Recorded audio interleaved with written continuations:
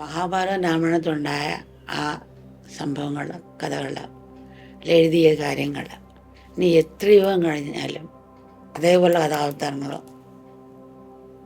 ഉണ്ടാവും എന്നുള്ളതാണ് സത്യം. കാരണം നിങ്ങളുടെ നോക്കിയാൽ അത് തന്നെയാണ് കാണുന്നത്. അതിനുള്ള സംഭവം തന്നെയാണ് ജനങ്ങളുടെ സ്വഭാവമായിട്ട് കാണുന്നത്. കാരണം അപ്പം അതിനെങ്ങനെ നേരിടാനുള്ള മാർഗവും നമുക്ക് പറഞ്ഞു തന്നിട്ടുണ്ട്. അതിജീവിക്കാനും നേരിടാനും അതിനെങ്ങനെ സമുദ്രത്തിലൂടെ നീങ്ങിയെന്നും പറയുന്നുണ്ട്. അവരുണ്ടാക്കിയ കഥകൾ അവസാനിക്കാൻ പോകുന്നില്ല. ലൗക്യം നോക്കിയാലും രാജ്യത്തിൻ്റെ നോക്കിയാലും ഏതെടുത്ത് നോക്കിയാലും കാണാം. ഇപ്പം കുമാരസംഭവം, ശാകുന്തളം പോലെ ഒരു രാജ്യത്തിലും അവിടം വരെ ശൃംഗാരം വന്നില്ല. ഇത്ര ശൃംഗാരമുള്ള വിശദീകരണം ശാകുന്തളം പോലെ കുമാരസംഭവം പോലെ വന്നിട്ടില്ല. അത്ര ശൃംഗാരം മറ്റു രാജ്യത്തിൽ പോയി. പക്ഷേ അതിനൊരു മൂല്യം ഉണ്ടായി. വെറും ഒരു ഇറച്ചിക്ക് വേണ്ടി ഉപയോഗിക്കുന്നവരല്ല, ഒരു ഭക്ഷണത്തിന് വേണ്ടി ആളുകൾ ഉപയോഗിക്കുന്നവരല്ല. അതിനൊരു മൂല്യം ഉണ്ടായി. കാരണം അന്നത്തെ ജനങ്ങളെ നമുക്കറിയാം.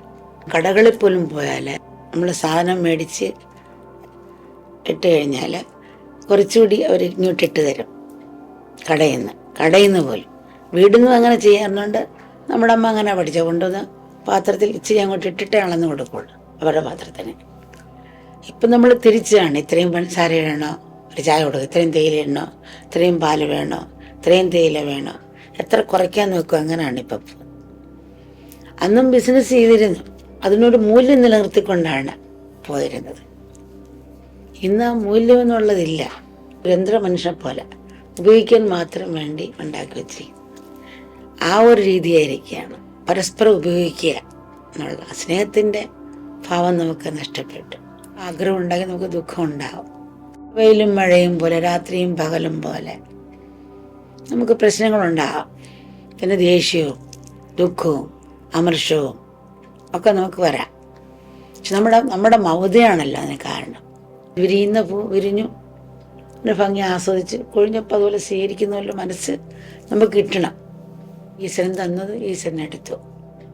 ആ ഒരു ഭാവത്തിൽ നമ്മുടെ മനസ്സിനെ സമാധാനിപ്പിക്കാൻ ശ്രമിക്കണം. അല്ല മറ്റൊരു വഴി നമുക്കില്ല. അങ്ങനെ ഒരു ഭാവത്തെയാണ് ആധ്യാത്മിക ജീവികൾ ഉണ്ടാക്കിയെടുക്കേണ്ടത്. പറയാൻ ഇപ്പം അമ്മ പറയുമല്ലോ, ഇപ്പം നമ്മൾ ഷെയർ മാർക്കറ്റ് പൈസ ഇട്ട്, അപ്പം അതിൽ ലാഭവും വരും നഷ്ടവും വരും. ലാഭം വരുമ്പോൾ നമ്മൾ ആകാശം വിട്ട് ചാടും, നഷ്ടം വരുമ്പോൾ കപ്പൽ പോലും മുങ്ങിയും പോകും. അപ്പം അതെല്ലാം ഇതിലിട്ട ലാഭവും ഉണ്ടാകാം നഷ്ടം ഉണ്ടാകാം. നമ്മൾ ലാഭം ഉണ്ടായപ്പോൾ നമ്മൾ സ്വീകരിച്ചില്ലേ, നഷ്ടം വരുമ്പോൾ പോയി ആത്മഹത്യ ചെയ്യുക. അപ്പം അങ്ങനെ ഒരു ഭാവത്തിലാണ് എല്ലാവരും വിഷമിച്ച് പോകുന്നത്. അപ്പം നമ്മുടെ മനസ്സ് തന്നെയാണ് എല്ലാത്തിനും കാരണമെന്ന് പറയുന്നത്. നമ്മുടെ ജീവിതം തന്നെ മറ്റുള്ളവരെ ചുണ്ടിലാണ് നമ്മളെപ്പോഴും. അവർ പൊക്കി പറയുമ്പോൾ ആ ഭയങ്കര സന്തോഷിക്കും, താത്ത് പറഞ്ഞാൽ പിന്നെ അവരുടെ ദേഷ്യമായി ദുഃഖമായി. നമ്മുടെ മനസ്സിനെ എങ്ങനെ നേരിടണം എന്നുള്ളതാണ്. ആമ ഇരയ്ക്ക് വേണ്ടി തല നീട്ടും. എന്തെങ്കിലും അപകടം കണ്ട പിന്നെ അനങ്ങാതെ ഉള്ളിലോട്ട് വലിഞ്ഞിട്ട് അനങ്ങാതെ കിടക്കും അത്. അപ്പം അതുപോലെ നമുക്ക് ഇതിലൊരു പ്രശ്നം ഉണ്ടാകുമ്പോൾ ഉള്ളിലേക്ക് നോക്കി മനസ്സിലാക്കാൻ ശ്രമിക്കണം. അതാണ് നമുക്ക് സുരക്ഷിതം, മറ്റുള്ളവർക്കും സുരക്ഷിതം. ആ ഒരു ഭാവമാണ് വരേണ്ടത്. അപ്പം ശാസ്ത്രം പഠിച്ചവർക്ക് അതിനെ ആ ഒരു ഭാവത്തിൽ മാറുന്നെന്ന് കാണാം. മാറുന്നെന്ന് കാണുക എന്ന് വെച്ചാൽ ഇതിനെയൊക്കെ അതിൻ്റെ സ്വഭാവത്തെ അനുസരിച്ച് കാണുക എന്നുള്ളതാണ്. പിന്നെയൊന്നും വസ്തുവിലല്ല ആനന്ദം എന്നുള്ള നമ്മൾ മനസ്സിലാക്കണമല്ലോ. ഒരാൾ സിഗരറ്റ് വലിക്കുന്നു, എന്നങ്ങനെ ആസ്വദിക്കുന്നു. ഒരാൾ മുക്കും തപ്പിക്കൊണ്ട് പോകുന്നു. അപ്പം ഒരാൾ സന്തോഷിക്കുകയും ഒരാൾ ശ്വാസം പോലും വിടാതെ ഓടിപ്പോവുകയും ചെയ്യുന്നു.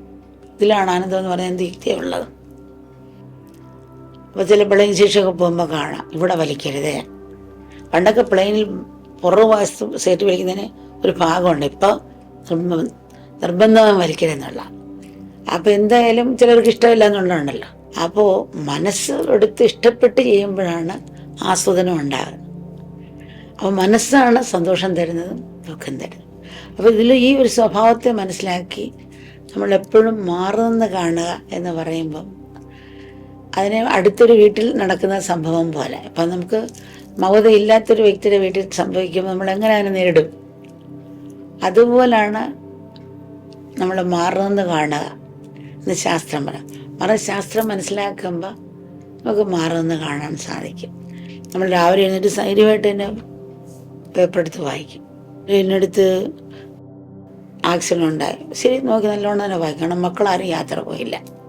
അല്ലെങ്കിൽ എൻ്റെ അടുത്ത് ഭൂമിയിലൊക്കെ ഉണ്ടായി, ഒരുമാതിരി എടുത്ത് ധൈര്യമായിട്ട് വായിക്കും.